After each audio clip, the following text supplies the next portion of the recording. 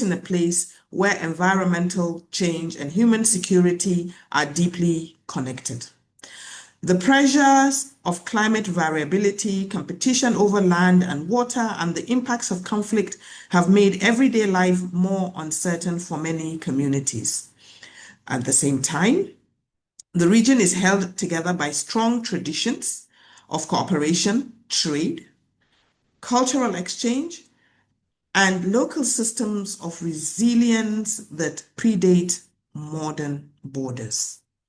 I sit among communities that are not only affected by fragility, but are also actively responding to it through adaptation, informal governance systems, and efforts to rebuild trust across lines of displacement and difference.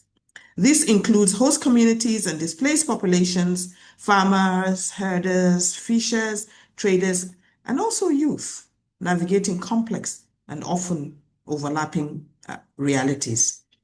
From an environmental peace-building perspective, where I sit is also a reminder that natural resources in this region are not just sources of tension, but also potential bridges for cooperation, shared water systems, grazing corridors, and cross-border markets, where they create both risks and opportunities for peace. Thank you. Over.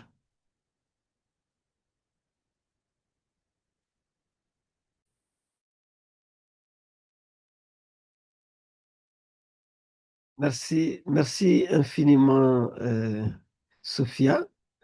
Merci à tous ceux qui nous écoutent à travers un peu partout le monde. J'espère que vous voyez mon écran. Les symboles que je vous apporte, c'est cette image-là, c'est une photo. C'est une photo qui est hautement symbolique pour moi, mais également pour la thématique que nous sommes en train d'aborder. Et sur la photo, comme vous pouvez le voir à première vue, on voit des fillettes qui jouent ensemble et qui forment une chaîne circulaire. Et la chaîne circulaire représente la coopération, la collaboration. Et juste derrière, on voit le soleil qui représente l'espoir. L'autre chose qui est intéressante dans cette photo, c'est que ces fillettes sont ici d'une école communautaire au fin fond du Sahara, entre le Sahara et le Sahel. C'est l'école du village de Tel Abid. C'est une école qui avait été fermée entre 2012 et 2019 par les groupes djihadistes, mais qui, grâce aux efforts des populations locales et à l'accompagnement d'un certain nombre d'ONG, d'organisations internationales, comme l'ONG Chetagna, pour laquelle j'ai travaillé pendant quelque temps en tant que consultant, nous sommes parvenus à rouvrir cette école-là à partir de 2020. Et cette photo, c'est une photo que j'ai prise moi-même lors d'une de mes missions de suivi sur le terrain à Tel Abid. Ça, c'est la première chose. La deuxième chose qui rend cette photo symbolique, c'est la situation géographique même de ce village de Tel Abid. Parce que Tel Abid, c'est un carrefour. C'est un petit village, mais c'est un carrefour qui est situé au beau milieu de la plaine de Tamasna. Et la plaine de Tamasna, ça parle beaucoup. Parce que ce qui fait la singularité de cette plaine-là, c'est qu'elle se trouve aux confins du Sahara et du Sahel et s'étend entre trois pays, le Mali, le Niger et l'Algérie. Elle s'étend vers le massif de la Drade des Iforas pour le Mali et du Hogar pour l'Algérie et de l'Aïr pour le Niger au niveau du nord, et le massif du nord de Menaka, notamment la Drare-Ref et le Tindranine pour le Mali et la vallée de l'Azawar entre le Mali et le Niger au sud. Donc c'est donc une zone très légitime à prendre en compte lorsqu'on parle de coopération transfrontalière et de peace building environnemental. Malheureusement, ce qui est malheureux, c'est qu'aujourd'hui, cette école d'où ces fêtes viennent, la seule qui fonctionnait d'ailleurs dans la zone, est de nouveau fermée depuis décembre 2024, à la suite de la reprise des hostilités entre l'armée malienne et les groupes armés. Et pour répondre à la question de d'où je viens, je réside actuellement à Bamako, mais j'ai fait beaucoup de mouvements sur le terrain. Merci beaucoup.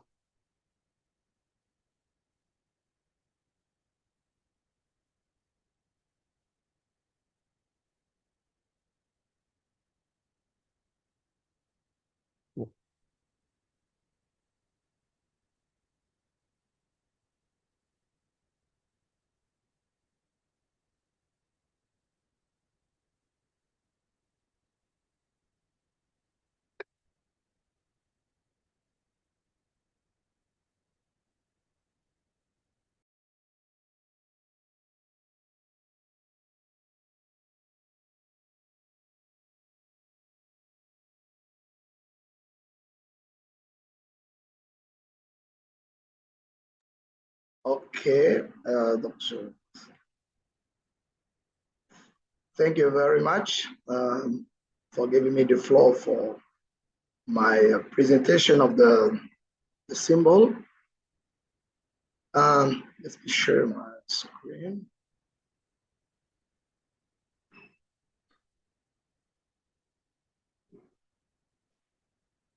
Okay, I don't know if you can see. Okay. Alors, bonjour à toutes et à tous. Je ne sais pas si vous m'entendez. Là, je présente un symbole qui représente à la fois un environnement assez désertique. Vous voyez deux mains, une main qui émerge d'une zone aride assez difficile à maîtriser, difficile pour les populations, et de l'autre côté, une autre main qui renvoie ou qui apporte de l'espoir avec un reverdissement, donc un environnement vert. Donc, c'est ce contraste-là que je voudrais partager avec l'ensemble des participants à ce panel pour susciter l'espoir et dire que combiné entre la main verte qui symbolise l'espoir, la renaissance, et la main qui est au niveau d'une zone aride qui éprouve des difficultés à pouvoir naître, c'est tout l'espoir là qui se résume dans cette image. Alors, je suis Kwalaga Paul Umaru, je suis basé à Ouagadougou, où je vous parle, et c'est avec beaucoup de plaisir que je me prête à cet exercice de ce panel de cet après-midi. Merci beaucoup.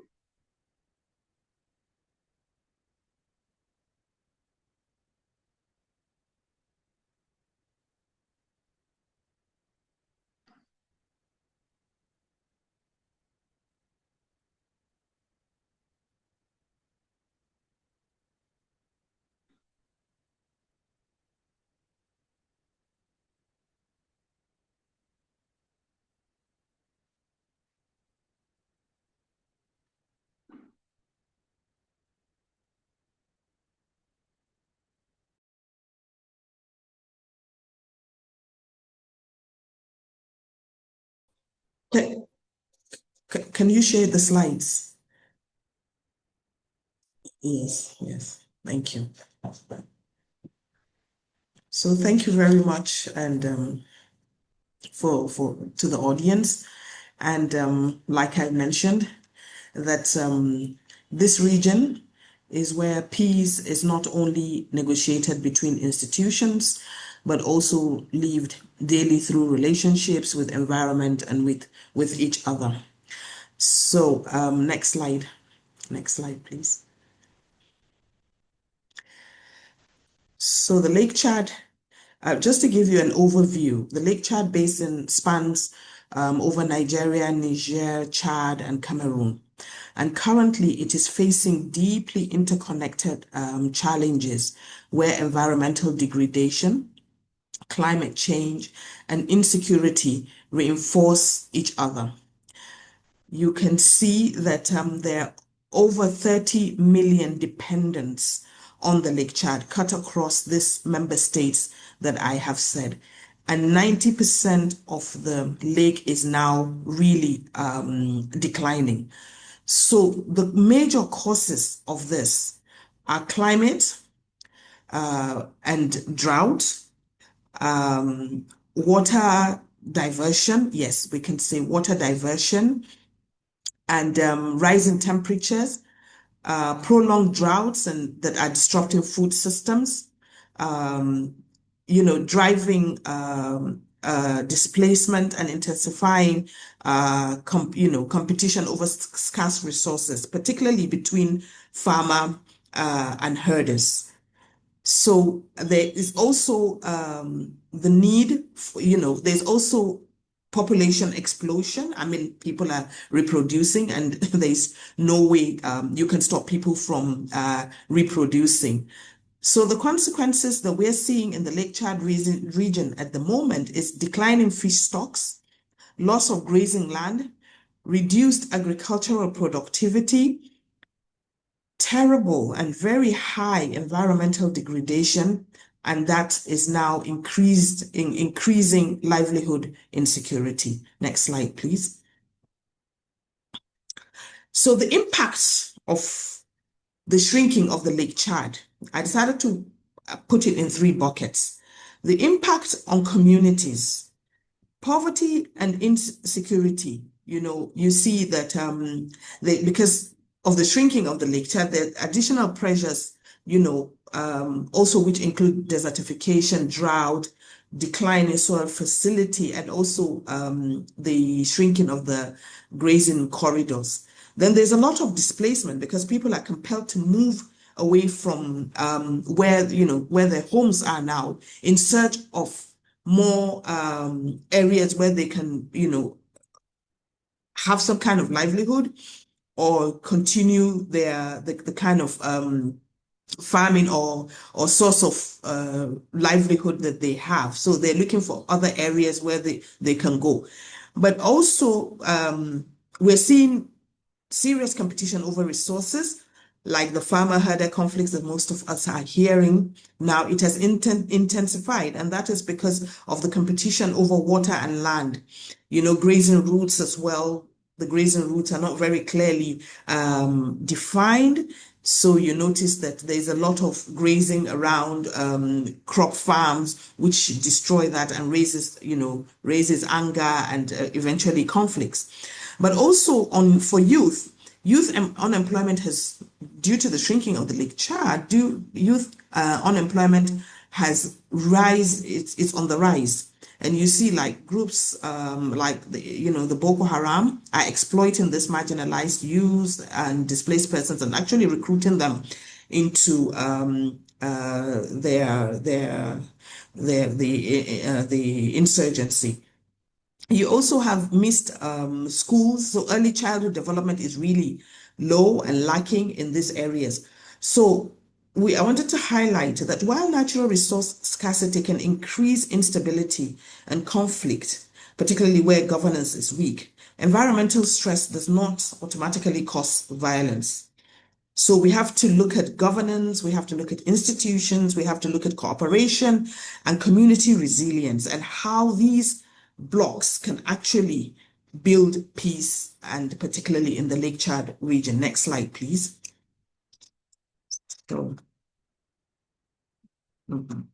So why environmental peace building? We want to emphasize the need that managing natural resources in ways that can reduce conflict and, strengthen cooperation.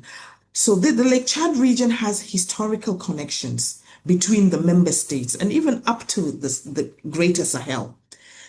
So these the connections are in trade and migration, farming and fishing within the economies. Religious and cultural ties are very strong amongst people living in the Lake Chad region, the shores of the Lake Chad. And I wanted to highlight something, that this union and unity has been in existence even before the colonial borders came. This is because the Berlin Conference was where these borders were defined. So what kind of tribes? I put the key communities in the Lake Chad. You have the Kanuris, you have Kanembus, you have Budumas, you have Fulanis, you have Hausas, you have Kotoko and Shuas. These people have always had their own ethnocentric engagement plans, how they engage with the local communities and how they resolve conflicts and how they talk to one another and how they do even business and trade.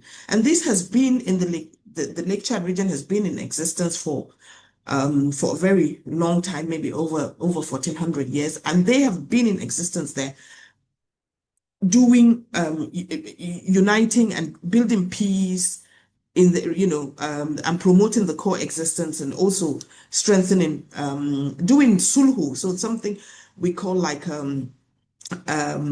resolving conflicts through the sulhu method, alternative dispute resolution. So, and they have cohabited in that area for very long, sharing the same culture, sharing the same religion, and so on and so forth. Next slide. So it's like I mentioned earlier, that we will talk about institutions as well and how institutions are really, really important here. So specifically, I wanted to raise one institution, which is a regional economic we'll call it a Regional Economic Commission, but it doesn't have the status of the AU, but that is the Lake Chad Basin Commission, which was established in 1964 to manage the water resources and also to protect the ecosystem around the member states and also to monitor the environmental degradation and support, and also for regional cooperation and conflict prevention. So what the Lake Chad Basin Commission does is that it has 3 buckets. One of the buckets is responding to the environmental degradation. The second bucket is responding to socio-economic development. The third bucket is responding to the security. And the member states come together. This is Nigeria, Niger, Chad, and Cameroon, while Benin Republic is also supports the multinational joint task force in providing is a troop supplying country with troops to fight, the insurgency across the borders. Now, one interesting thing about the MNJTF is how it has institutionalized itself, because different states have different expertise. So, for instance, Nigeria has a large armed force, large group because of the number, of course, you will expect. Niger is very good at intelligence gathering, while Chad, frontier management. So they now come together to fight this insurgency and promote peace around the Lake Chad. So you can see that this is a very good example of a cross-border initiative, because one country only cannot fight, regardless of how resourceful that country is. It needs a lot of support and support and partnerships from other countries. So the multinational joint task force is really a good example that demonstrates the cross-border initiatives, particularly in peace building and in any form. So it can be environment, it can be social economy, it can be security, needs partnerships, needs collaboration, needs coordination. And I'm happy to highlight that the multinational joint task force under the Lake Chad Basin Commission has been able to do that well. Next slide.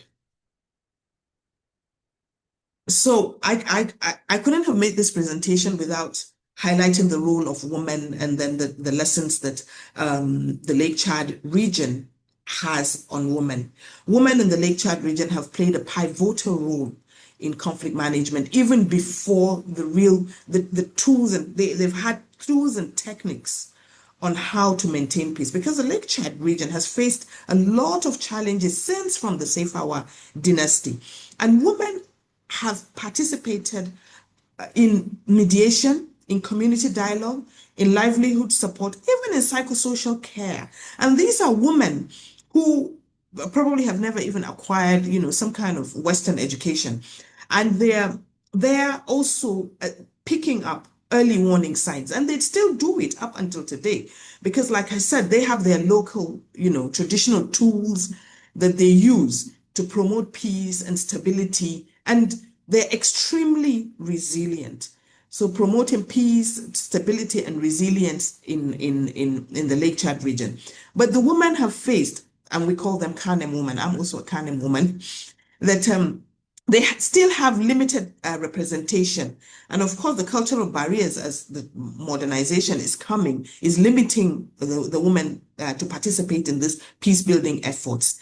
And of course, like insecurity and the limited funding, So I just wanted to highlight the importance of having the woman, the Lake Chad woman on the drawing board as we plan this peace building efforts, or as we make this peace building efforts. It's so important to have women participate in it, because they have their chit chat, their local and traditional systems that work for them. Like I said, the different groups that I highlighted earlier have an ethnocentric community engagement strategy.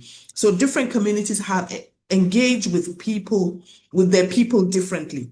And that is only known if you belong to that cluster. So it is so important that not only the cluster, but you have the women as well who understand the culture very well and are very decentralized to have this initiatives up and running. Next slide, please. So yes, we couldn't have gone again without, highlighting. While everything looks so good and possible, I just wanted to highlight like a few challenges which exist. Now, these challenges range from, of course, the insecurity is still there, the population growth, the weak consultation with people to understand what the cultural dynamics of the area and how to really use the ethnocentric strategy to address the issue. So we may, talk about policy recommendations. I just thought I should highlight that. I think it's so important that when we come and talk about environmental peace building, it is important to strengthen regional cooperation. It is also important to invest in climate adaptation, particularly in the Lake Chad region. It is also good to invest and improve water governance around the shores of the Lake Chad and support livelihoods, particularly in youth employment by creating jobs. We cannot talk about peace building now without looking for avenues and opportunities on how we can create jobs for our youth. And empowering of women is super important. Also, we should expand environmental restoration programs and strengthen peace-building institutions that operate around the shores of the Lake Chad, like the Multinational Joint Task Force. So having said this, I'll hand over to my colleague who will now give a deep dive again on his presentation. Thank you very much, and happy to take any questions that will come. Thank you. Over.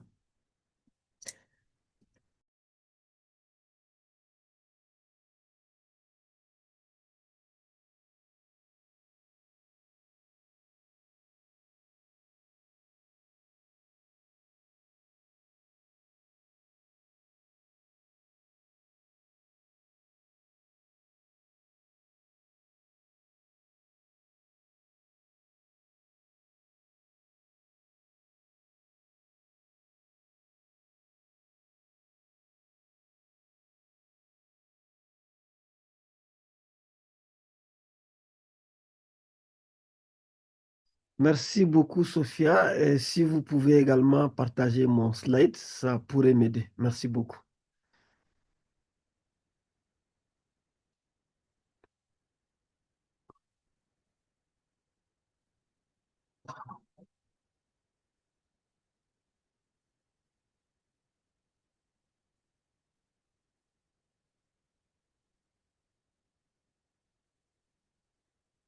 Merci. On continue. Next slide.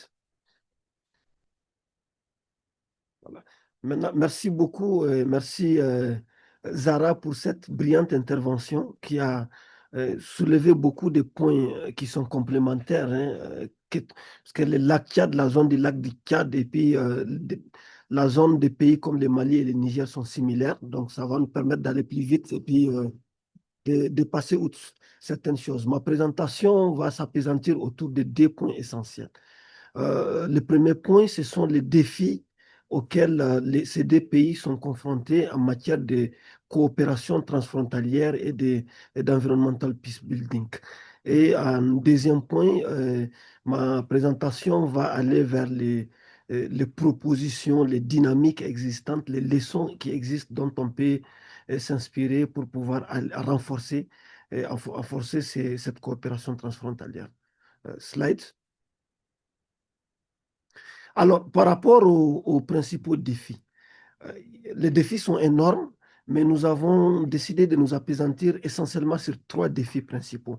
Le premier défi, c'est celui que nous avons appelé la militarisation de la rareté environnementale et puis ses impacts différenciés sur les différentes populations. Le deuxième défi, c'est celui de la sécurisation de l'espace humanitaire et ses conséquences sur les populations vulnérables. Et le troisième défi traitera de la fragmentation institutionnelle et de l'exclusion des jeunes et des femmes. Slide. Alors, pour ce qui est du premier défi qui concerne la militarisation de la réalité environnementale et ses impacts différenciés, ce qu'il faut retenir très rapidement, c'est que dans le delta central du Mali, notamment dans la région de Mopti et les zones frontalières du Niger, des zones comme Tillabéri et Difa, les groupes armés, comme le cas du lac Tchad qu'on vient de voir, arrive à exploiter la compétition autour des ressources environnementales en diminution pour pouvoir non seulement recruter, mais également contrôler les populations et pouvoir approfondir les fractures intercommunautaires. Les données, par exemple, de l'OIM indiquent que 91% des mouvements de troupeaux génèrent des risques de compétition sur ces ressources-là qui se font de plus en plus rares, pendant que, c'est-à-dire il y a 82% des risques de conflits agriculteurs éleveurs dans ces zones-là et 73% des risques de tensions intercommunautaires. La Katiba Massina, pour pouvoir mieux illustrer ça, par exemple, a adopté une approche qui consiste à assassiner de façon systématique ou à chasser les différentes autorités traditionnelles, les différentes légitimités, en essayant de détruire les mécanismes coutumiers de résolution pacifique de conflits et de combler ces vides-là. Et ces vides-là, là où ils n'arrivent pas à les combler, ce sont les milices communautaires qui le font, comme les milices d'Onzon à Bamako, le Burkina Faso qu'on verra, il y a le VDP, entre autres, qui, malgré leur rôle de protecteurs, il faut les reconnaître, commettent souvent des exactions et qui piègent les populations entre plusieurs faits. Slide. Alors, le deuxième défi concerne la sécurisation de l'espace humanitaire et ses conséquences sur les populations vulnérables. Vous savez, il y a un phénomène grandissant dans ces pays-là, et ces phénomènes, ce sont les états d'urgence et le couvre-feu. Dans certaines localités, on a 100% de certaines localités, de certains cercles au Mali qui sont sous couvre-feu. Et nous avons également le phénomène de blocus des corridors d'approvisionnement, notamment 60% des attaques de convois pour le cas du Mali sur l'axe Sikasso-Bamako et Kaï-Bamako. Sikasso-Bamako, c'est l'axe qui rallie la Côte d'Ivoire, le port d'Abidjan à Bamako, et l'axe Kaï-Bamako, c'est l'axe qui relie le port de Dakar à Bamako. Et lorsqu'on sait que le Mali est un pays enclavé, on sait comment, c'est-à-dire ce phénomène également contribue à exacerber les conséquences de ces éléments-là. Donc, au Niger, quand vous prenez le cas du Niger, par exemple, il y a un autre phénomène au Niger. Et ce phénomène a une conséquence beaucoup plus sur la jeunesse. L'interdiction des motos. Parce que les motos jouent un rôle très important dans le transport des populations, c'est-à-dire au niveau de certaines zones du Niger, comme la région de Tillabéri, où ce phénomène a supprimé de façon drastique l'emploi pour les jeunes dans les transports. Et ces restrictions touchent de manière vraiment disproportionnée les personnes déplacées internes, qui sont plus de 380 000 au Mali et qui sont majoritairement composées de femmes et des enfants. Nous en avons 58% d'enfants parmi les déplacés internes au Mali et 54% au Niger. Donc, c'est des chiffres très importants. Et ces populations qui sont privées de documentation, qui sont exposées aux violences basées sur les genres et à l'exploitation sexuelle, vivent dans une forme de précarité juridique et physique qui est aggravée par ces pressions environnementales. Slide. Et le troisième et dernier défi, c'est celui de la fragmentation institutionnelle et l'exclusion des jeunes et des femmes. Pour ce qui est de la fragmentation, c'est-à-dire institutionnelle, avec les retraits du Mali, du Niger et du Burkina Faso, de l'AES, il y a beaucoup de fractures et ces fractures ont comme corollaire, ont comme conséquence le manque de coordination entre les programmes qui existaient régionaux dans le cadre de la CEDEAO et tout ce qui va avec. Donc, dans ces vides-là, les jeunes sont les premières cibles de recrutement des terroristes, tout comme Zara l'a dit dans le cadre du lac Tchad. Et on a d'ailleurs, par exemple, 47,6% des Maliens qui citent le chômage des jeunes comme, c'est-à-dire les défis les plus importants pour pouvoir rétablir la sécurité. Et les femmes qui sont largement invisibles également dans les instances de décision, nous en avons moins de 30% de participation dans les différents dialogues sur la paix qui existent, sont exclus également de ces mécanismes de gestion des ressources et de résolution de conflits, bien qu'on a vu que leur rôle est très essentiel, comme l'a décrit Zara tout à l'heure. Slide. Et ce qui nous amène vers les approches innovantes et pour pouvoir aller vers une coopération renforcée et une paix durable. Slide. Alors, nous avons identifié, c'est-à-dire un certain nombre, c'est-à-dire d'approches qui peuvent être innovantes et qui sont plus ou moins implantées par certaines organisations internationales, par certains bailleurs de fonds, tant au Mali qu'au Niger.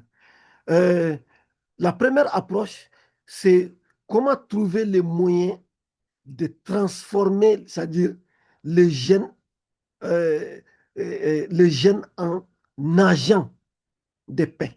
Et ça, il y a un certain nombre de propositions qui sont faites en fonction des programmes et des projets qui existent.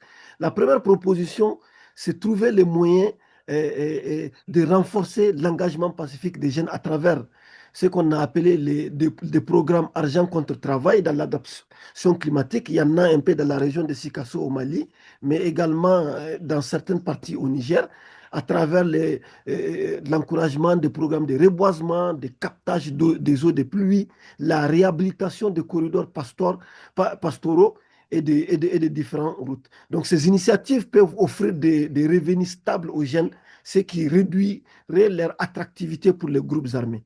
On peut également aller vers la mise en place d'unités mixtes des jeunes, qu'on pourrait appeler des forces de sécurité pour la surveillance environnementale, et à travers la formation des brigades de jeunes composées des hommes et des femmes, et à l'utilisation de drones et des outils numériques pour pouvoir cartographier les points d'eau, les zones de pâturage et les routes de transhumance. Et ces données partagées via des plateformes comme les CIRS, comme les différentes plateformes du lac Tchad, entre autres, pourraient servir de système d'alerte précoce pour pouvoir anticiper les différents conflits entre les agriculteurs et les éleveurs et désamorcer les tensions avant qu'elles ne dégénèrent.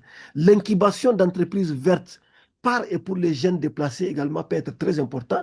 Il y en a des programmes à travers les FIRD au Mali et puis il y a des programmes verts au niveau du Niger qui sont mis en œuvre par des bailleurs de fonds, je pense autant allemands que danois, qui sont des programmes qui rencontrent aujourd'hui, c'est-à-dire un véritable succès dans la transformation de nos jeunes en véritable opportunité. Slide.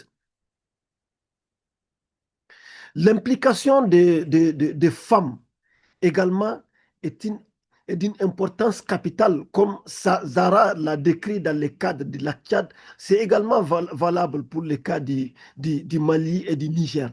Donc, on ne peut pas aller vers la construction d'une paix durable avec l'exclusion des femmes dans la paix et la gestion des ressources.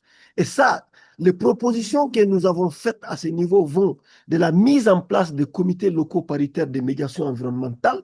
Il s'agit de voir dans quelle mesure, dans chaque village ou dans chaque camp de déplacés, on pourrait instituer des comités composés pour moitié de femmes et pour moitié d'hommes, chargés de prévenir et de résoudre les conflits liés à l'eau, au pâturage et au couloir de transhumance. Donc, ce comité pourrait s'appuyer sur les savoirs traditionnels féminins dans la gestion d'eau, dans la question des semences, dans la médiation intracommunautaire et devrait être relié aux autorités coutumières et aux chefs des villages qui doivent également jouer un rôle très important dans ces mécanismes.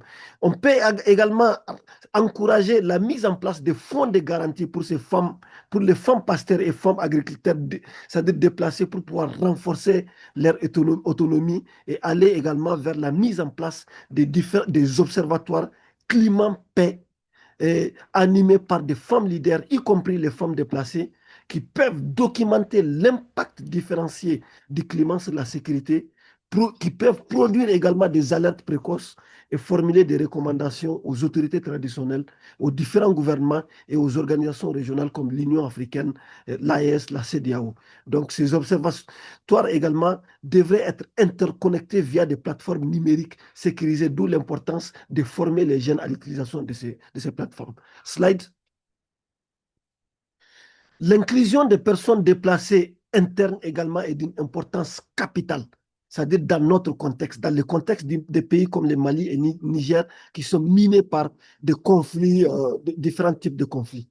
Donc là, ce que nous proposons, c'est d'aller vers la mise en place de corridors humanitaires négociés et sécurisés.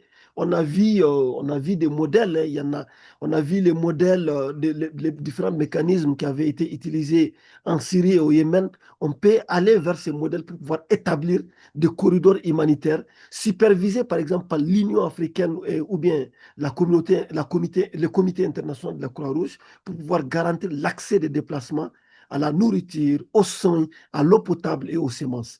Ces corridors doivent également inclure des points de passage dédiés aux différents troupeaux et aux chariots avec des horaires de circulation adaptés aux contraintes pastorales. On devrait également encourager dans ces cadres-là l'implication des déplacés dans les différents forats, dans les différents processus de paix locaux. Il faut obligatoirement instaurer, c'est-à-dire des quotas, peut-être un minimum de 30% des représentants des déplacés, dont la moitié peut être des femmes et des jeunes, dans les différents dialogues, comme les dialogues intermaliens qu'on a vus, qui n'a d'ailleurs pas été assez inclusifs, le comité de gestion de conflits et les instances de suivi des accords et de cessez-le-feu. Leurs témoignages et leurs propositions doivent être intégrés dans des feuilles de route, pour pouvoir bénéficier de cet état de fait. Et on pourrait également aller vers des programmes retour dignes et sécurisés, couplant logement, terre et moyens pour pouvoir faciliter et favoriser un retour digne des populations déplacées internes dans leurs différentes localités à travers des accompagnements des kits, à travers un appui juridique et à travers des processus d'indemnisation et la mise en place de comités mixtes pour pouvoir superviser la répartition des terres et la gestion de conflits fonciers. Slide. Parmi les mécanismes, parmi les propositions, il y a les cadres transfrontaliers et les partenariats innovants. Je pense que Zara en a beaucoup parlé. Je ne vais pas m'attarder sur ce point, mais c'est-à-dire tout ce que Zara a dit en termes de la nécessité d'aller vers une approche holistique, vers une coopération entre, c'est-à-dire les différents pays, non seulement les différents pays, mais également entre les différents blocs, c'est-à-dire pour pouvoir favoriser, c'est-à-dire une coopération transfrontalière qui puisse nous permettre de mettre, c'est-à-dire de venir à bout de ces trucs-là, doit être encouragé. Slide. Donc, de façon ramassée, voilà les paradigmes qui existent, c'est-à-dire par rapport à, c'est-à-dire à ces deux pays. Nous avons la question des jeunes et des femmes déplacées qui, aujourd'hui, doivent, c'est-à-dire qui sont d'un côté les cibles prioritaires pour les groupes terroristes en matière de recrutement, les femmes qui sont invisibles dans les mécanismes de prise de décision et les personnes déplacées qui sont encerclées, qui n'ont pas d'accompagnement à ces niveaux. Donc, en conclusion, slide, ce que nous proposons, c'est que, c'est-à-dire nous sommes conscients du fait que les défis aujourd'hui sont immenses. Mais aujourd'hui, les approches innovantes existent et ces approches attendent d'être mises à l'échelle. La transformation des jeunes, dans un premier temps, des cibles de recrutement en agents de paix et de résilience climatique. Dans un second temps, l'inclusion des femmes comme leaders de la médiation environnementale et dans un troisième temps, la participation active des personnes déplacées internes au processus de paix sont les trois principaux piliers d'une stratégie gagnante, c'est-à-dire non seulement pour ces deux pays, mais pour le Sahel de façon générale. Des organisations régionales comme l'Union africaine, la CEDEAO, l'AES, les puissances moyennes, les nouvelles puissances qui sont en train de s'intéresser de plus en plus à cette région, notamment les Émirats arabes unis, la Turquie, la Chine, entre autres, et les partenaires traditionnels comme le Canada, les États-Unis, l'Union européenne, doivent financer et soutenir ces initiatives locales, communautaires et inclusives, qui sont celles à même de reconstruire le tissu social et de rendre la souveraineté tangible pour toutes et tous. Voilà ce que j'avais à vous apporter comme présentation. Je vous remercie pour votre attention et je reste ouvert pour les questions.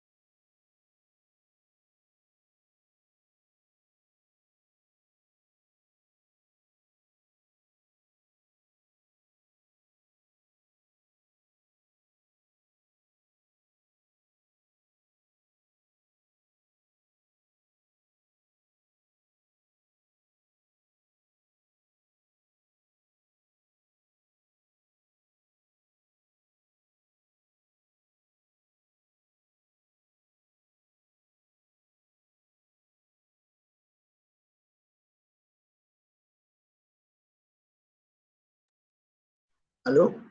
Voilà, très bien. Donc, j'attends que vous partagez mon écran. Merci beaucoup à la modératrice principale. Merci aux deux panélistes qui sont passés tout à l'heure, qui ont été très brillants. Ce n'est pas toujours facile de prendre la parole après deux présentations aussi brillantes. Ce que je voudrais dire d'entrée de jeu, ma présentation s'appuie sur les deux autres qui ont été déjà tout de suite très bien élaborées, mais notamment avec la présentation de Duco, parce que nous partageons le même espace sahélien. Et aujourd'hui, on parle d'une dynamique géopolitique, on parle de l'AES, le Mali, le Niger et le Burkina Faso. Et donc, du coup, je voudrais également intervenir en partageant quelques réalités voilà, dues au Burkina avec quelques spécificités. Slide.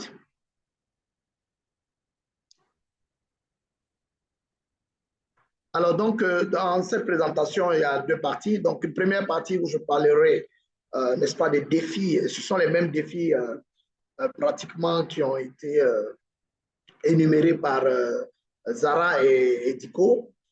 On les retrouve un peu partout au Burkina. Slide. Aussi, peut-être la contextualisation. Déjà, à travers cette image, hein, on voit qu'il y a trois grands défis que je vais élaborer au fur et à mesure.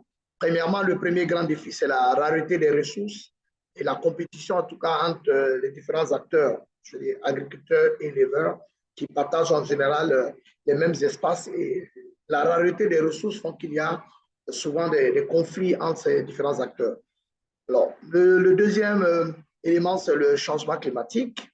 Et puis, la faiblesse et la gouvernance, voilà, assez très difficile de ces différents États. Et finalement, des groupes terroristes qui exploitent justement ces faiblesses et ces lacunes pour pouvoir s'imposer sur le terrain.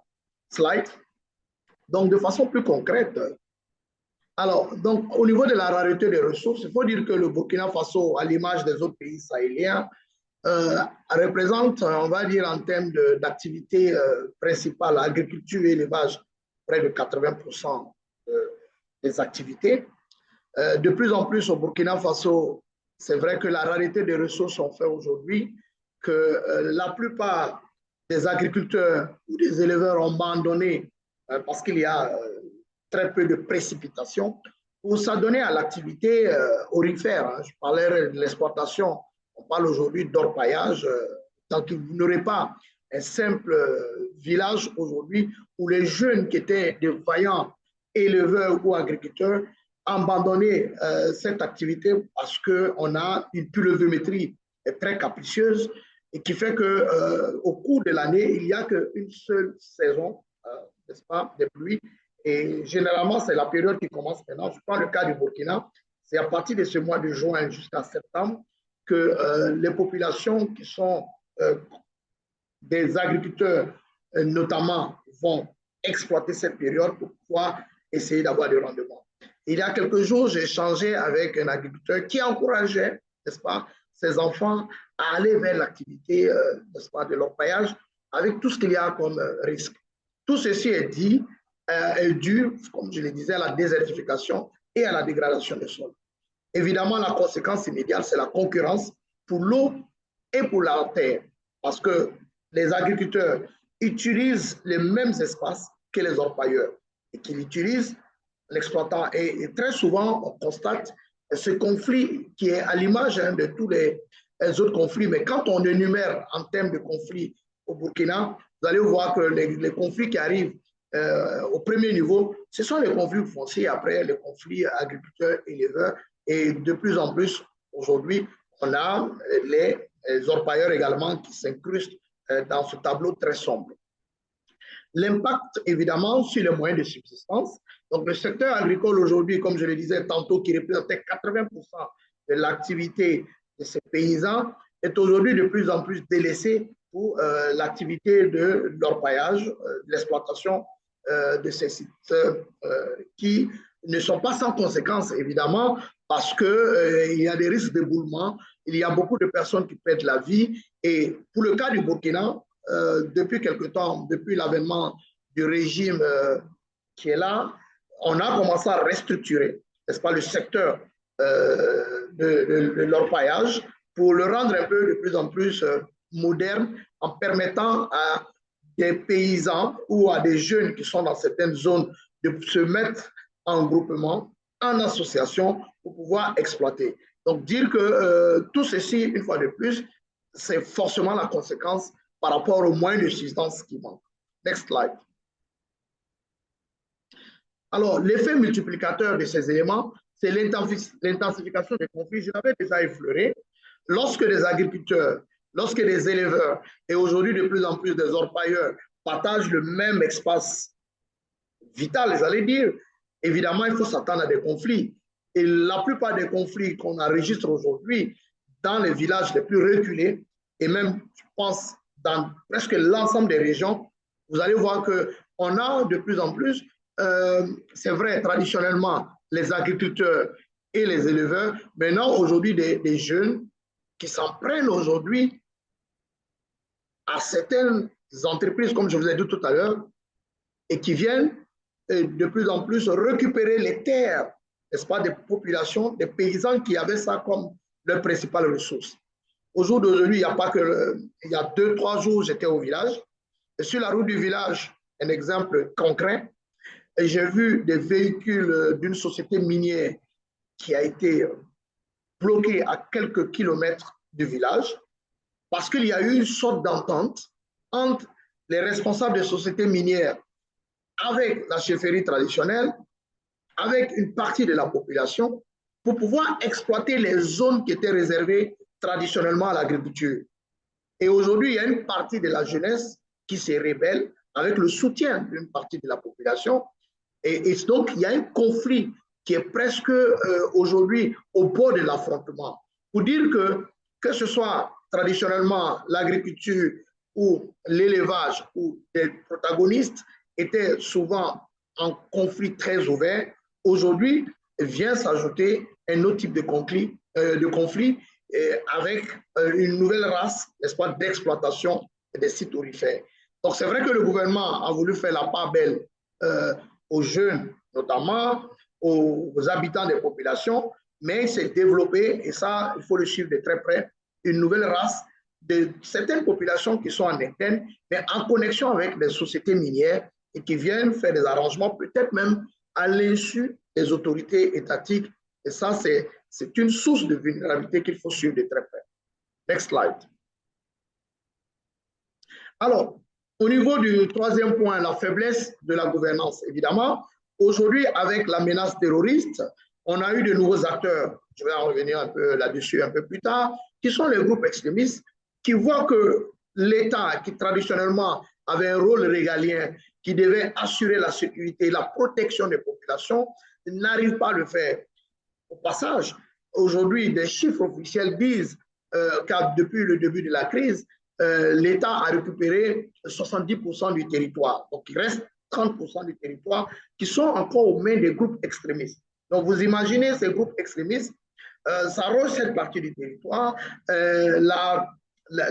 mènent certaines gouvernances sur cet espace et proposent souvent des solutions et qui dépassent les solutions que l'État propose. Donc, du coup, il y a une sorte de défiance et en termes de comparaison, il y a des populations qui n'hésitent même pas à dire qu'ils préfèrent être sous la gouvernance des groupes extrémistes que d'être, je vais dire, sous le leadership des États ou sous le leadership des gouvernements et des autorités officielles. Parce que sur la question de la protection des populations, certains affirment, selon des recherches que nous avons menées, qu'ils se sentent mieux en sécurité avec certains groupes extrémistes qu'avec les forces de défense et de sécurité, souvent, qui n'hésitent pas, à un moment, à stigmatiser certaines populations et souvent à perpétrer des violences. Donc, il y a une sorte d'érosion de la confiance, une sorte de méfiance, et ça, la conséquence immédiate aussi de cet état de fait, donc il y a une perturbation des ressources, les ressources n'arrivent pas à être bien gérées, et donc le système traditionnel de l'époque qui était là et qui permettait de régler, de pacifier les conflits entre les différents protagonistes. Je vous ai donné l'exemple tout à l'heure de la chefferie qui a été utilisée par les sociétés minières pour pouvoir avoir un certain nombre d'espaces, font qu'aujourd'hui, ces populations non plus aussi, en plus de l'État, n'ont même plus confiance, n'est-ce pas, aux autorités traditionnelles et aux leaders religieux, qui d'habitude étaient des légitimités très écoutives. Alors, l'autre conséquence, ce sont les déplacés forcés, les déplacés internes. Donc, sur l'ensemble du territoire, au Burkina, aujourd'hui, on a 16 régions. Traditionnellement, par le passé, c'était 13. Sur les 16, vous avez au moins 8 régions qui sont encore sous l'emprise, n'est-ce pas, des groupes terroristes, même si l'État fait des efforts pour pouvoir contrôler. Et donc, du coup, beaucoup de personnes quittent les zones se sentant en insécurité pour aller dans des communautés ou dans des villes où il y a beaucoup plus, où il y a un contrôle de l'État. Du coup, les ressources deviennent assez rares. Il y avait déjà très peu de ressources. Et si on doit encore partager ces ressources entre les communautés hautes et les populations déplacées internes, vous voyez que souvent, sur un certain nombre de sujets, il peut y avoir des problèmes, notamment sur la question des ressources d'eau, la gestion des zones de pâturage, mais aussi même des espaces pour pouvoir mener des activités agricoles. Next slide. Alors, je l'avais aussi dit, je vais aller très rapidement, les groupes terroristes, donc ça, ce sont le quatrième défi, profitent de cette situation pour pouvoir se présenter comme, je vais dire, les nouveaux maîtres d'un certain nombre de zones. Évidemment, il y a un affaiblissement de l'autorité de l'État. L'État fait des efforts en essayant d'apporter des réponses robustes, mais il reste toutefois quand même beaucoup de choses à pouvoir améliorer pour pouvoir permettre à ces populations, par rapport justement aux conditions dans lesquelles nous sommes, par rapport au changement climatique, par rapport au partage des ressources, à pouvoir mieux cohabiter et éviter d'être permanemment en conflit. Le deuxième point, next slide, que je vais aborder, ce sont les leviers de la résilience. Comment, après ces défis que nous avons énumérés, et sur quels leviers on peut, n'est-ce pas, s'appuyer pour pouvoir et à la fois pacifier les relations entre ces populations qui sont déjà confrontées à des situations climatiques de façon à pouvoir ramener la quiétude. Cela passe par forcément une coopération, un partenariat, mais aussi par une inclusion entre les différents acteurs. Donc, vous avez là en image quelques éléments que je vais peut-être parcourir en détail dans le texte. Next slide.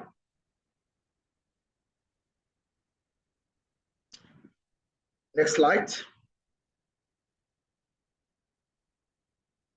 Donc, la première des choses, on avait parlé de la gouvernance. Donc, nous pensons qu'il faut avoir une gouvernance inclusive avec l'ensemble des acteurs pour que chacun se sente concerné, qu'il n'y ait pas d'exclus en réalité. Donc, c'est parce qu'il y a une partie de la population, une partie de la communauté qui se sent marginalisée. Cela aussi peut expliquer le fait qu'aujourd'hui, les acteurs, je parlais tout à l'heure de groupes extrémistes, en profitent pour pouvoir présenter une autre forme de gouvernance. Donc pour nous, cette inclusion entre les différents acteurs est une clé de sortie, n'est-ce pas, de cette crise, afin de pouvoir aller vers une pacification des relations entre les différentes communautés. L'autre élément, je l'avais dit aussi, les relations civilo-militaires. À un moment, les populations sont très découragées parce qu'il y a, elles estiment, cette population, que les forces de défense et de sécurité, souvent, ne font pas beaucoup d'efforts pour distinguer les personnes qui sont des groupes extrémistes, qui s'en prennent, n'est-ce pas, à certaines infrastructures, mais également à certaines populations. Et donc, il y a des récriminations, il y a beaucoup de greffes contre ces populations. Donc, pour nous, il va falloir trouver des cadres, hein, et ça se fait souvent. Il y a des activités qui sont menées par des militaires et par des civils à l'occasion d'activités culturelles, d'activités sportives, ou simplement de journées d'environnement, puisque nous parlons d'environnement, où ces acteurs se rencontrent et ils arrivent à créer une certaine cohésion. L'alerte précoce est pour nous très fondamentale. Aujourd'hui, de plus en plus, il y a des populations, notamment des jeunes, partie de la population qui est responsabilisée, qui peuvent dès les premiers moments détecter, n'est-ce pas, certains signaux avant qu'elles ne prennent certaines dimensions et qu'elles ne débouchent sur des conflits ouverts, l'attente d'abord, mais après ouverts et qui va aller vers l'affrontement. Next slide.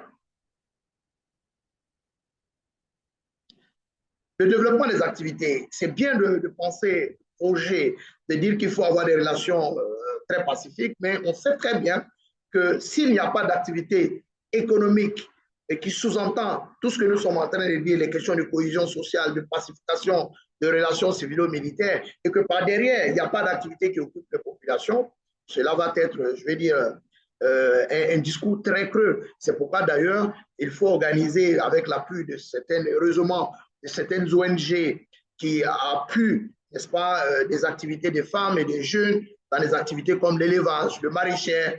Et pour des jeunes, par exemple, qui sont sortis du circuit scolaire, on leur forme à certains métiers comme la mécanique, la menuiserie et de plus en plus la maçonnerie, parce qu'aujourd'hui, nos villages ont commencé à changer de visage parce que de plus en plus, beaucoup de personnes vont construire dans le village avec des habitats assez modernes.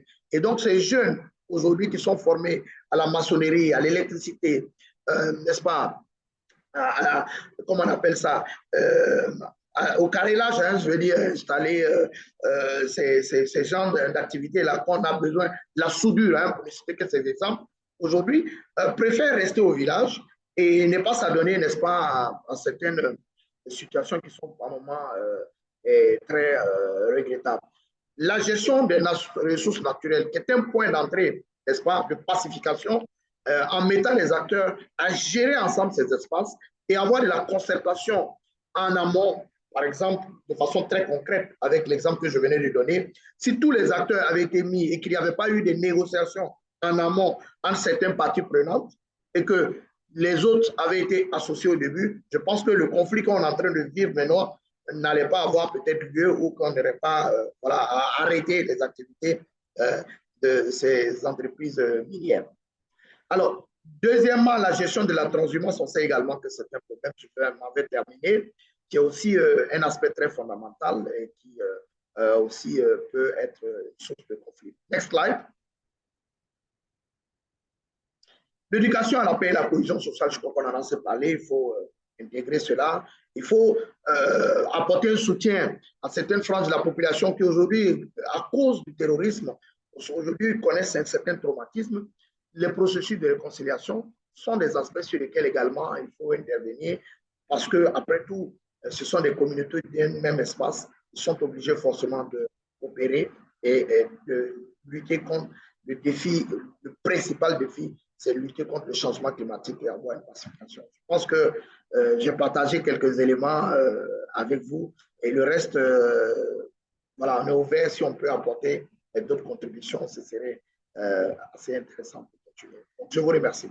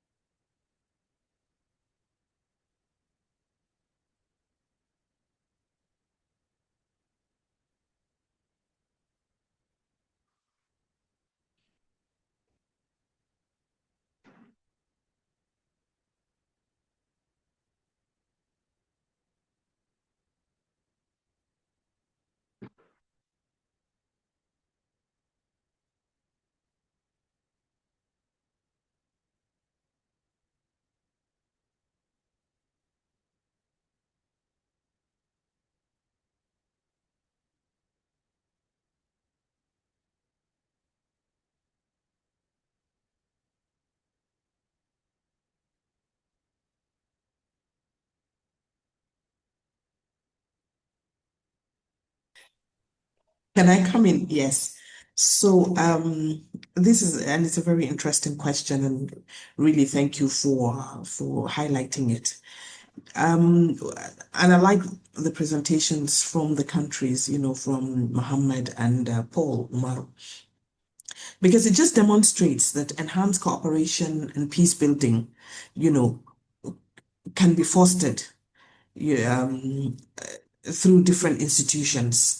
And there's a need, for us to promote these kind of cross-border initiatives and trans-boundary agreements on water and land use and other shared resources within the localities. And it's interesting to also note that all these countries that are coming together are all part of the Sahel. And the Sahel is really on the radar now because of, the conflict, the instability, the insurgency, farmer herder issues. So it's really important. And then another thing that I liked about, my colleague's presentation is also talking about the youth. We are now beginning to understand that youth engagement, particularly jobs, giving jobs to youth is pivotal. So whichever way we go, we need to begin to think if it's a curriculum we're going to think about, if it's some kind of money, seed money we're going to give to make sure that the youth are included in development and conflict management, peace building, development, all that nexus. We must create spaces for youth voices to be heard. So I think this really featured prominently. And so like maybe finally, like an integrated approach that bridge humanitarian development, peace building sectors alongside inclusive governance, cross-border security cooperation, support for local institutions can address both the root causes and effects of conflict displacement and also environmental stresses, highlighting the civil military also, component and cooperation. So I just thought I should highlight this, which is really interesting because it's coming across everyone's presentation. Thank you. Over.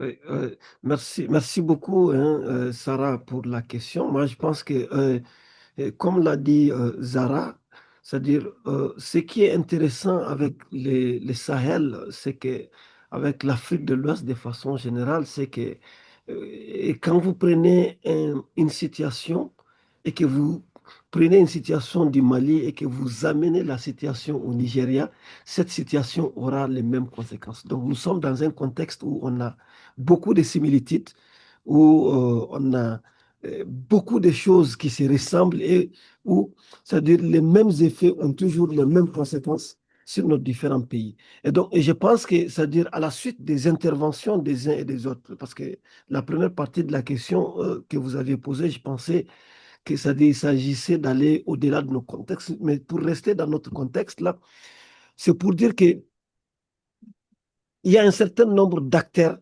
c'est-à-dire sur lesquels il est important de jouer, c'est-à-dire si nous voulons renforcer la coopération transfrontalière et aller vers la paix, c'est-à-dire malgré les pressions environnementales qui existent et tout ça. C'est-à-dire, et ce couche-là, c'est d'abord la jeunesse. Et ça, je pense que c'est quelque chose qui est revenu dans toutes les présentations. Zara a mis l'accent sur ça dans sa présentation.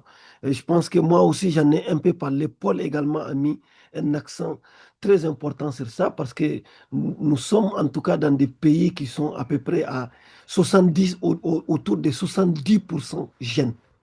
les 70%, ou en tout cas autour de 70% dans tous ces pays-là, la population est relativement jeune et cette population-là manque d'opportunités et cette population-là manque de formation. Donc, si nous voulons renforcer, c'est-à-dire cette cohésion, si nous voulons renforcer cette paix, c'est-à-dire il est important d'impliquer, de trouver des solutions adaptées, c'est-à-dire à cette couche-là. L'autre couche, ce sont les femmes. C'est-à-dire, il n'est pas possible d'aller vers une consolidation de la paix. Il n'est pas possible de, c'est-à-dire faire face aux défis environnementaux auxquels nous sommes en train de faire face sans pouvoir autant, c'est-à-dire reconnaître, c'est-à-dire c'est-à-dire la nécessité d'impliquer les femmes non seulement dans la gouvernance, mais également la nécessité de leur donner les moyens d'être autonomes pour pouvoir contribuer, c'est-à-dire à la consolidation, à la construction des sociétés que nous voulons. Et les personnes déplacées internes, c'est très important, nous, dans notre contexte. Et d'ailleurs, c'est la même chose. Vous prenez le lac Tchad, la zone du lac Tchad, dont d'ailleurs le Niger fait partie de cette zone, une partie du Niger fait partie de cette zone. Vous prenez le Burkina, le Mali, le Niger, le Tchad, le Nigeria et tous ces pays-là, c'est des pays qui ont quelque chose en commun. Et ce qu'ils ont en commun, c'est la prolifération de conflits multidimensionnels, des conflits de tout type. Et ces conflits ont comme corollaire, c'est-à-dire la propagation des déplacés internes un peu partout. Donc, il est important également de trouver les moyens d'impliquer ces déplacés internes dans la proposition de solutions innovantes pour pouvoir faire face non seulement aux défis environnementaux, mais également pour pouvoir être des acteurs de paix.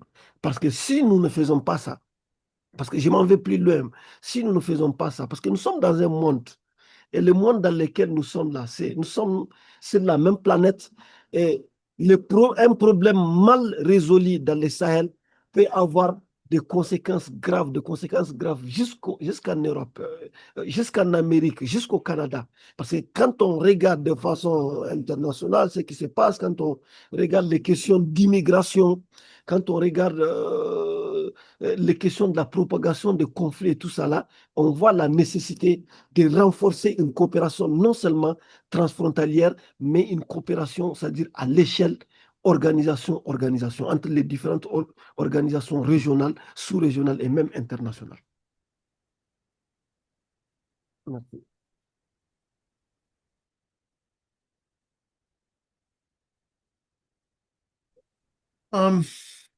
Thank you for a very interesting panel. I've been very intrigued by a lot of the things that have been shared today. I'm curious, over the last 20 years, there's been a lot of innovation and a lot of learning about environmental peace building in West Africa. There's been a lot of attention, and both political and financial. The world changed recently, and not necessarily for the better. I'm curious, in this new space where there is less development aid and there is more nationalism, how do you see the dynamics playing out in West Africa and in the Sahel? And are there some new ideas that we should be thinking about given the new context? Or is it more that we know what we need to do and it's just become harder?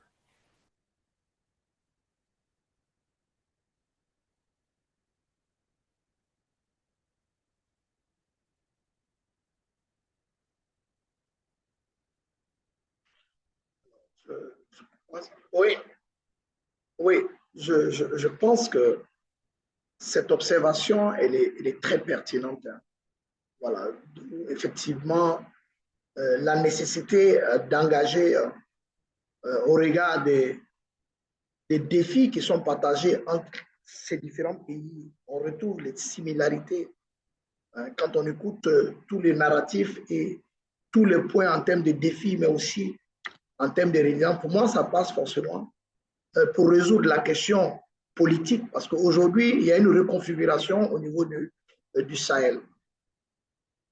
l'Afrique de l'Ouest, on a dit, à l'époque, était, je vais dire, sous la coupe d'une seule organisation, la CEDEAO.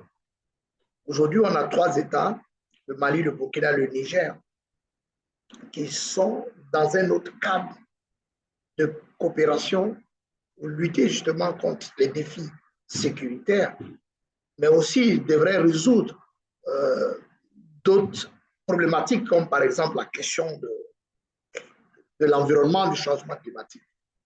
Et le vrai problème, comme il a soulevé, c'est la question des ressources financières.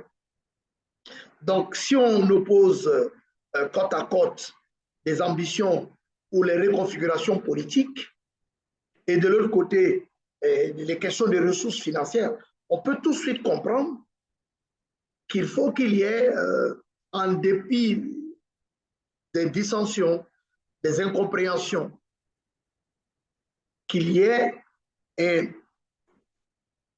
parallèle à un moment donné pour pouvoir résoudre ces problématiques qui demandent beaucoup de ressources. Donc d'abord, parce que ces États partagent le même espace de l'Afrique de l'Ouest, qu'on soit CEDEAO, qu'on soit AES, il va falloir trouver une plateforme de partenariat efficace et en même temps avoir des partenaires extérieurs qui ont beaucoup plus de ressources et qui, évidemment, pourraient être des soutiens pour pouvoir résoudre ces questions. Sinon, je crois que la situation va aller en se dégradant. Voilà quelques réflexions que je voulais partager avec vous par rapport à cette réflexion sur la question politique et à la question des ressources financières qui constituent des grands défis pour cet espace de l'Afrique de l'Ouest. C'est vrai, je veux, oui, oui, oui, oui, très brièvement, parce que c'est une interrogation très pertinente qui a été soulevée par Karl, hein. Quand on regarde l'effritement de notre espace, comme je l'avais démontré dans notre présentation, c'est-à-dire il est important de changer d'approche. Il est important de changer d'approche et les mécanismes existent. Je suis d'ailleurs très content d'entendre Paul parler de mise en place d'une plateforme par rapport à cet état de fait. Par rapport à cet état de fait, ce qu'il faut comprendre, c'est qu'il y a un effritement de la sous-région, mais il y a toujours un certain nombre d'organisations qui existent. Et dans ces organisations-là, toujours ces pays, malgré l'avancée du nationalisme et tout ce qui va avec, ces pays sont toujours membres de ces organisations. Nous avons pour le cas d'Israël, par exemple, des organisations comme les CILS. Les CILS, c'est le Conseil inter-État pour la lutte contre la sécheresse au Sahel. Nous avons également une autre organisation comme le Conseil de lutte contre la prolifération des armes à petit calibre, etc., qui sont des organisations dans lesquelles tous ces pays sont membres et dans lesquelles tous ces pays sont obligés de travailler ensemble et continuent de travailler ensemble. Donc, il est important, l'une des propositions de solutions, c'est d'aller vers une approche qui puisse nous permettre, par exemple, de relier les données climatiques, par exemple, qui sont détenues par dans lesquelles ces pays sont membres, notamment les prévisions de sécheresse, les niveaux d'eau, la disponibilité des pâturages et tout le reste, de les relier aux indicateurs sécuritaires qui peuvent être détenus par le Conseil de lutte contre la prolifération des armes légères de l'Union africaine, notamment les déplacements, les tensions intercommunautaires et les attaques, dans un système, ça peut être un système accessible, c'est-à-dire dans un système accessible aux communautés locaux, aux forces de défense et aux organisations humanitaires. Donc, on peut créer une telle plateforme qui puisse relier les données des CILS d'un côté, d'une organisation comme les CILS d'un côté, et du Conseil de lutte contre la prolifération des armes de l'autre côté pour pouvoir relier ces deux dimensions. Et cette dynamique pour les financements, parce que c'est également important, pour les financements, nous avons l'Union africaine. Aujourd'hui, tous ces pays sont membres de l'Union africaine. Et c'est là où l'Union africaine peut jouer un rôle important. Parce que pendant longtemps, par rapport à toute cette dislocation, l'Union africaine est restée plus ou moins passive par rapport à ce qui est en train de se passer. Alors qu'elle a un rôle très important à jouer. Donc l'Union africaine doit être impliquée dans la mise en place des mécanismes de financement et la recherche de partenariats stratégiques avec des bailleurs de fonds, que ce soit au niveau des partenaires traditionnels comme l'Union africaine, les États-Unis, le Canada, ou de nouveaux partenaires que j'avais mentionné tout à l'heure, la Turquie, les Émirats arabes unis, qui sont également intéressés par ces trucs-là. Donc, on peut aller sur des approches comme ça. Il y en a d'autres, mais je vais laisser la parole à Zara, peut-être, qui pourra compléter. Thank you. Yeah. Yeah. So thank you very much. And this, I really like this question because I like the way that Carl has categorized it. And I think my brothers, my co-presenters have made an attempt to answer this. Carl, you're right. There's a lot of economic and political interventions. But it takes more than just the political and economic interventions. You also need social and technical intervention. So when I do these assessments, I look at the whole pest, to assess and look at the strengths and weaknesses. So what do I mean by this? Empowering, and I think Mohammed pointed to it, empowering local communities is pivotal, like I said, so that we can know how to enter them through their ethnic groups. And that's a social concept. Creating more jobs is also a social concept. Expanding infrastructure is a technical one because we need to expand the infrastructure so that the beneficiaries can have, can have something to do. So you have the jobs, but where is the infrastructure to respond to the jobs? We need to put that. Investing in skills development. Our curriculum is very content heavy. But if we can just shift a bit from being content heavy to skills acquisition, not a very good example, but if you see the insurgents, they're so good at creating bombs. Assuming we were using that to create something positive like electricity, cable lines and digital resources, that would be, it would be good. And you have a lot of these youth who are really good with their hands and in that skill. So our curriculum, the educational curriculum, needs to look at how do we create these jobs, particularly in this region where we have a lot of youth and the population is restless. Then again, I want to talk about climate resilient agriculture. Since the Sahel, the Lake Chad region, really rests on agriculture, can we have some technology that will respond to climate smart, because that is easier to manage, easier to handle, and also more productive. So I think it's a really good question, but it addresses political and economic, which is true. But have we looked at the social and technical components? So I think that's my response. And thank you for highlighting that. Really makes sense. Yeah. Thank you.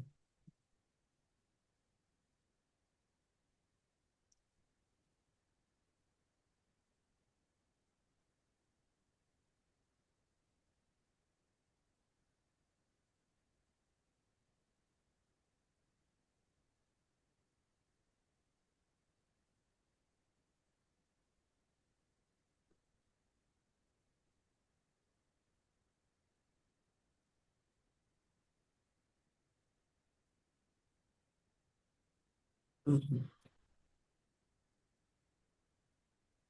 Mhm.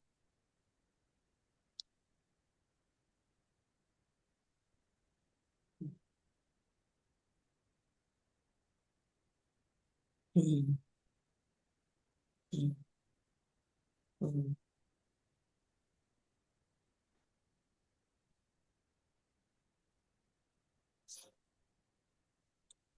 The pleasure is ours. Thank you for having us. We appreciate it. Thank you to the audience. Thank you very much for this opportunity you. to talk. Thank you. Thank Merci, you. merci beaucoup. Merci, merci Sophia pour l'excellente modération. Merci Carl d'être là et merci à tous qui nous écoutent. Voilà. Merci. Merci à tous. Merci. Thank you. Bye. Thank you. Goodbye, everyone. Goodbye. Bye-bye. Everyone. Bye.